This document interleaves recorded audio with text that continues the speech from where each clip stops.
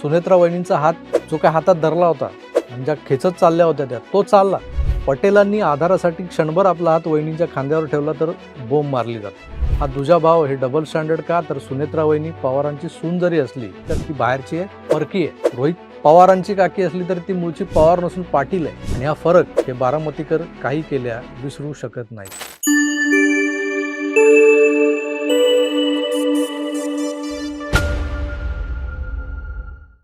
सून भलेही सासरचं आडनाव लावून स्वतःला त्या घरची समजत असेल, आपली सासूरवासणीची कर्तव्य ही जी असतात ती मुकाट पार पाडत असेल, पण आजही आपल्याकडे असे काही तालेवार लोक आहेत की जे सुनेला लेकीसारखं वागवण्याचं नाटक करत असतात, पण आतून ते सुनेला परक्याचीच लेक समजत असतात.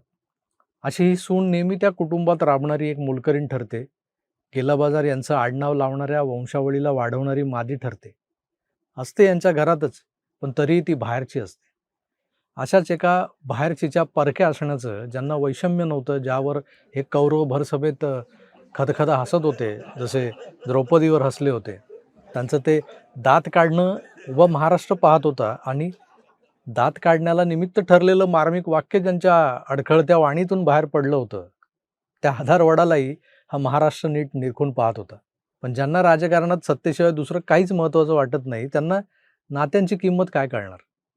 राहिला विषय पवारांचा, त्यांना कसल्या आल्यात भावना आणि कसली आली आहे नात्यांची चाळ? महाराष्ट्रातलं आपलं मध्यवर्ती स्थान जे आहे, ज्या राजकारणामुळे हे स्थान निर्माण झालंय, त्या स्थानी टिकून राहण्यासाठी याच पवारांनी मराठी मातीतली अनेक तालेवार घरांनी फोडली. घराघरात नात्या नात्यात वितुष्ट आणलं. बापापासून लेक फोडला तर काकापासून पुतण्या तोडला. जिल्ह्या जिल्ह्यात असणाऱ्या मराठा घराण्यांचं त्या त्या जिल्ह्याच्या राजकारणावर वर्चस्व असायचं. आजही हे चित्र बदललेलं नाही आहे फारसं. पण जिल्हा मध्यवर्ती बँक, जिल्ह्यातला एखादा साखर कारखाना, सूतगिरणी, मजूर संस्था, अशा अनेक माध्यमातून ज्या घराण्यांची सत्ता जिल्ह्यावर असायची, त्या एक प्रकारच्या स्वतंत्र संस्थानांना एकत्र करून आपल्या मागे उभं करत ज्यांनी आयुष्यभर राजकारण केलं, त्या शरद पवारांचं राजकारण आता उत्तरायणात आलेलं स्पष्ट जाणवतं आपल्याला. पवारांनी आपल्या या राजकीय साम्राज्याचा वारसदार स्वतःहून काही निर्माण केलं नाही. यातही एक प्रकारचं सत्तेचं ऑब्सेशन दिसून येतं त्यांचं. पण पवारांकडे पाहत अजितदादा पुढे आले. पवारांना थेट रक्ताचं नातं होतं म्हणून मग सुप्रियाताई आल्या, आणल्या गेल्या. पण हे सगळे आपापल्या मर्यादांसकट जनतेसमोर आले, त्यांच्या नशिबानं तगले आणि इतके पुढे गेले. ते मात्र त्याला कुठेतरी पवारांच्या करिश्म्याचा एक हात होता, ते आपण नाकारू शकत नाही. त्यानंतर अलीकडचं म्हणाल तर रोहित या तरुण पवाराला तसं बरंच फुटेज मिळालं शरद पवारांकडून. पण अजितदादांच्या दोन्ही पोरांना, समवयस्क असणाऱ्या रोहितच्या, त्यांना मात्र काकांनी लांब ठेवलंय. अजितदादांच्या कारकिर्दीत मुख्यमंत्री बनण्याचा योग केव्हाच आला असता, जर पवारांनी मनावर घेतलं असतं तर. पण त्यांनी त्या क्षणी राष्ट्रवादीचं संख्याबळ जास्त असतानाही काँग्रेसला मुख्यमंत्रीपद बहाल केलं होतं. दादांच्या मनातला लागलेला हा जो काही प्रसंग आहे, तो खुद्द दादांनीच ते नंतर जेव्हा पक्ष सोडून बाहेर पडले तेव्हा सांगितलेलं आहे. जे म्हणतील ते करण्याच्या करता आपण मागं पुढे बघितलं नाही. एकदा मुख्यमंत्रीपद राष्ट्रवादीला मिळत होतं 2004ला. साहेबांनी सांगितलं घ्यायचं नाही, काँग्रेसला द्यायचं, आपण दिलं. वास्तविक कदाचित भुजबळ साहेब झाले असतील, कदाचित आर पाटील झाले असतील. जर माझ्या नशिबात असतं तर मी पण झालो असतो. परंतु ते न घेता काँग्रेसला दिलं, आपण ऐकलं. जे जे सांगितलं ते ऐकलं. दादांच्याच कारकिर्दीत काका नावाचा मोठा दगड अधूनमधून डोकावत असताना दादांच्या पत्नीला, सुनेत्रा वहिनींना, कधी काळी राजकारणात संधी मिळेल याची शक्यताच नव्हती जवळपास. पण NCP फुटल्यानंतर त्यांना पहिली संधी मिळाली ती बारामतीतून लोकसभा निवडणूक लढवण्याची. त्यावेळेच्या प्रचारात पवारांनी ते जहरी उद्गार काढले होते, जे ऐकून सुनेत्रा वहिनींच्या डोळ्यात पाणी आलं होतं. मुख्यमंत्री अजितदादा बारामतीमध्ये बोलताना असं म्हणाले की बारामतीकरांनी आतापर्यंत साहेबांना निवडून दिलं, लेकीला निवडून दिलं, यावेळेस सुनेला निवडून द्या. आतापर्यंत बारामतीकर जे आहेत पवार आडनावाच्या पाठीशी उभे राहिलेले आहेत, त्यामुळे यंदा सुनेला मतदान. त्याच्या चुकीचं काय असे दोन गोष्टी असतात. म्हणून पवार आणि बाहेरून आलेला पवार.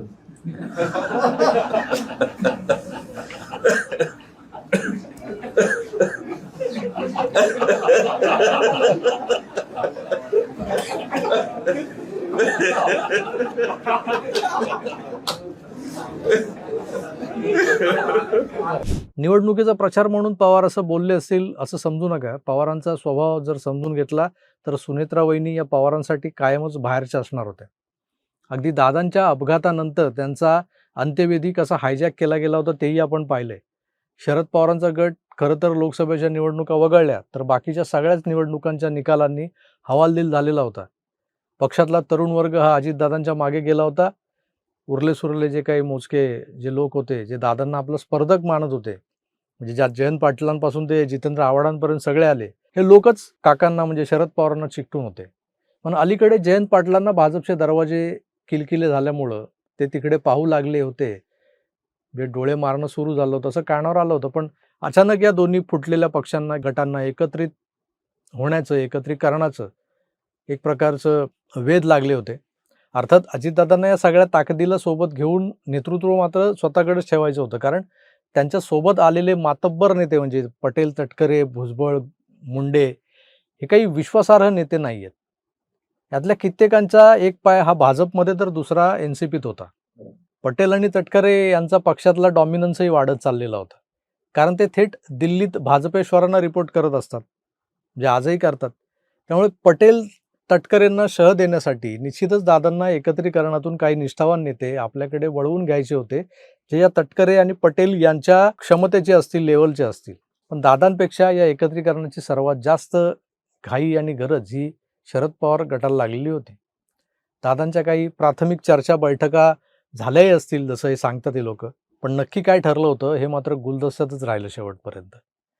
एकत्रीकरणासाठी आतुर असलेल्या शरद पवार गटातल्यांनाच दादांच्या अकस्मात अपघातानं सुन्न तर करून सोडलं होतं, पण त्यांच्या नजरेसमोर आता राजकीय अंधार पसरलेला आहे. एकत्रीकरण आता होत नसतंय हे कळालेल्यांचं फ्रस्ट्रेशन जे आहे ते बाहेर निघू लागले. अगदी दादांच्या अंत्यसंस्काराच्या वेळेस ज्या सुप्रियाताई सुनेत्रा वहिनींना हाताला धरून खेचत होत्या, पवारांच्या सौभाग्यवती प्रतिभा काकू तिकडे त्या शामियान्यात बसून हास्यविनोद करत होत्या, ते सगळे लोक आता सुनेत्रा वहिनींच्या एक एक मुवमेंटवर टीका करताना दिसत आहेत. म्हणजे सुनेत्रा वहिनींनी आज हे केलं त्यावर बोलतायत, उद्या ते केलं त्यावर बोलतायत. दादांच्या माघारी महाराष्ट्राच्या राजकारणातलं प्रादेशिक पक्षांच्या बलाबलावर परिणाम होऊ घालणारी जी काही समीकरणं जुळत आहेत, एका बाजूला पवारांच्या पक्षात चलबिचल झालेली आहे, त्यांचं जे मराठा ओरिएंटेड राजकारण आहे ते जे काही असे बांधलेले गड आहेत ते ढासळण्याच्या स्थितीत आहेत. आणि याचा फायदा भाजप इतकाच एकनाथ शिंदे हे एकट्याच्या जीवावर देखील घेऊ शकतात, अशा चर्चा सुरू झालेल्या आहेत. हा एक महत्त्वाचा एक ॲस्पेक्ट आहे, एक वेगळा दृष्टिकोन आहे. त्यावर आपण एक स्वतंत्र व्हिडिओ बनवणार आहोत. तत्पूर्वी एक फायद्याची गोष्ट आहे का मित्र, कोट्यावधी रुपये आणि संपत्तीचा विषय आला की तेच चेहरे नजरेसमोर येतात. पण सामान्य माणसाला प्रश्न पडतो की आम्हालाही श्रीमंत व्हायचं असेल तर 9 ते 5 नोकरी करून हे साध्य होणार आहे का? तर नाही. तुम्ही अजूनही असं समजता का की नोकरी करूनच लोक कोट्याधीश बनतात? तर ही एक मोठी चूक आहे. खरं सत्य हे आहे की श्रीमंत लोक नोकरीत नाही, गुंतवणुकीतून पैसा कमावतात. स्टॉक एक्सचेंजमध्ये पैसा लावून जे लोक लाखांचे कोटी करतात. पण सामान्य माणसाची अडचण काय? कुठे गुंतवणूक करायची? कुठला स्टॉक कधी घ्यायचा, कधी विकायचा? याच प्रश्नाचं उत्तर म्हणजे मार्केट वुल्फ नावाचं एक ॲप. हे एक सेबी रजिस्टर्ड ट्रेडिंग ॲप आहे, जे आज भारतात झपाट्यानं वाढत आहे. एक प्रोफेशनल ट्रेडिंग ॲप आहे, जिथे तुम्हाला नुसते स्टॉक्स नाही तर gold, silver, crude oil, natural gas हे सगळं एका ठिकाणी ट्रेड करू शकता तुम्ही. हे ॲप कसं काम करतं तर पहा. मी ॲप उघडलंय, पिन टाका आणि सुरू व्हा.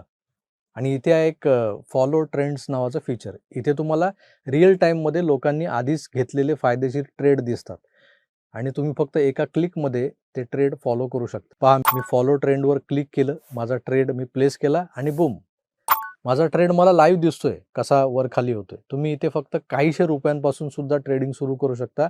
इथे ट्रेड सुरू करायला इतर ॲपपेक्षा 3 पट कमी पैसे लागतात. आणि ज्यांना भीती वाटते नुकसान झालं तर काय, त्यांच्यासाठी आहे इनबिल्ट स्टॉप लॉस फंक्शन. या फंक्शनमध्ये नेमकं काय होतं, म्हणजे जसं नुकसान एका लेवलपर्यंत पोहोचलं तसं ॲप स्वतः तुमचं ट्रेडिंग बंद करतं तुमचे पैसे वाचवण्यासाठी. पहा, प्रॉफिट वाढत होता. मी स्टॉप ट्रेडवर क्लिक केलं आणि थेट 2065 रुपयांचा नफा माझ्या खात्यात जमा. तुम्ही इथे gold, silver, crude oil, natural gas आणि तेही सकाळी 9 ते रात्री 12 वाजेपर्यंत कधीही ट्रेड करू शकता. आता यापुढचा खरा धमाका आहे का, हे ॲप जे आहे ते मीन्स मार्केट वुल्फ जे आहे त्याच्या युजर्सनी एका दिवसात 15,239 रुपयांचं प्रॉफिट बुक केलेलं आहे. तर डिसेंबरमध्ये एका महिन्यात 33,512 रुपयांचं आणि पूर्ण वर्षभरात तब्बल 5,03,940 रुपयांपर्यंत हा नफ्याचा आकडा वाढलेला आहे. आणि या नफ्यावर मार्केट वुल्फ एकही रुपया कमिशन घेत नाही, हे विशेष आहे. तुमचा चलता फिरता शेअर बाजार हाताळणारी ही सिस्टीम म्हणजे हे ॲप तुम्हाला फक्त 99 रुपयांमध्ये लाईफ टाईमसाठी मिळतं. आज मार्केट वुल्फ हे ॲप 2 मिलियनहून जास्त युजर्सने डाउनलोड केलेलं आहे आणि भारतातले हजारो लोक या ॲपच्या मदतीनं आपलं आर्थिक भविष्य बदलत आहेत.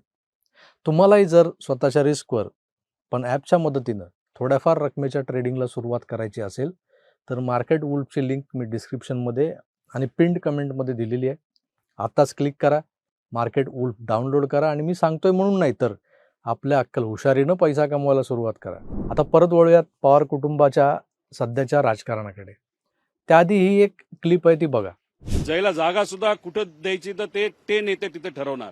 कोणीतरी नेता काकींच्या खांद्यावर हात ठेवतो, कोणीतरी ओढतं, कोणी काय करतं. म्हणजे हे बघून महाराष्ट्राची जनता आम्हाला ह्या गोष्टी वाटत नाही. आता तुम्ही ह्याच्यात आम्ही राजकारण करतोय असं म्हणतोय. पाहिलं रोहित पवार किती पोट तिडकीनं बोलतोय. पण याच रोहित पवारांना पटेलांनी काकींच्या खांद्यावर ठेवलेला हात दिसला, पण सुप्रिया आत्याचा हा बॉल्डन नाही दिसला.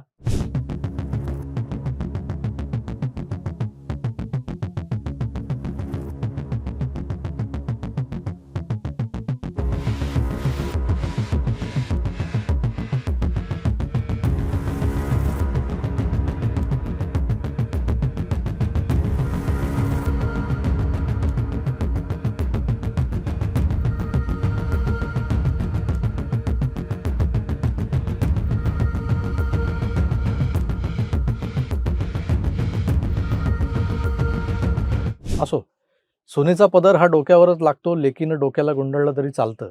प्रफुल्ल पटेल या माणसाबद्दल माझं मत हे फारसं चांगलं नाहीये, तरी तो माझ्या वैयक्तिक विचारसरणीचा विषय असला. त्याच वेळेस दादांच्या प्रार्थना सभेला वरळी डोममध्ये हेच पटेल अदानी अंबानी सोबत बसून हास्यविनोद करत असतानाचे व्हिडिओ रोहित पवारांच्या PR टीमने जोरदार व्हायरल केलेले आपण पाहिलेत. पण दादांच्या अंत्यसंस्काराच्या समयी सारं बारामती शोकाकुल असताना, महाराष्ट्र शोकाकुल असताना त्यांच्या सख्या काकी प्रतिभा काकी थेट पाहुण्यांशी हास्यविनोद का करत होत्या? हास्यविनोद करत होत्या हे कोणी दाखवलं की त्यांना त्रास होतो?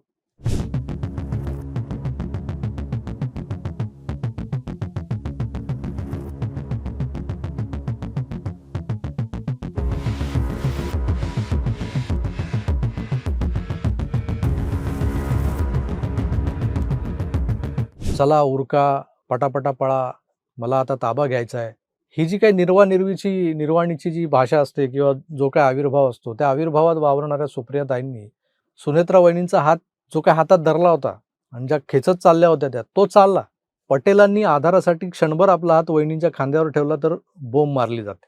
हा दुजाभाव, हे डबल स्टँडर्ड का? तर सुनेत्रा वहिनी पवारांची सून जरी असली, पवार कुटुंबियाची सून जरी असली तर ती बाहेरची आहे, परकी आहे. रोहित पवारांची काकी असली तर ती मूळची पवार नसून पाटील आहे.